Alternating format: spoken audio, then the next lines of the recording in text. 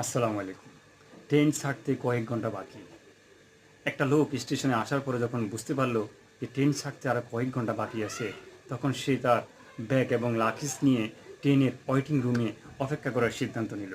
যখনই সে ট্রেনের ওয়েটিং রুমে গেল, যাওয়ার সাথে সাথে তার চোখে পড়ল সে ট্রেনের ওয়েটিং রুমের অবস্থা খুবই খারাপ।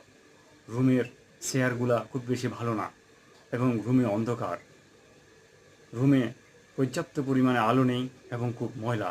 তখন সে রুম স্টেশনের পাশের মার্কেট থেকে একটা লাইট কিনে আনলো এবং ওয়েটিং রুমে সেট করলো। তখন সে দেখতে পেল চেয়ারগুলা ভাঙা। তখন সে একটা চেয়ার কিনে আনলো।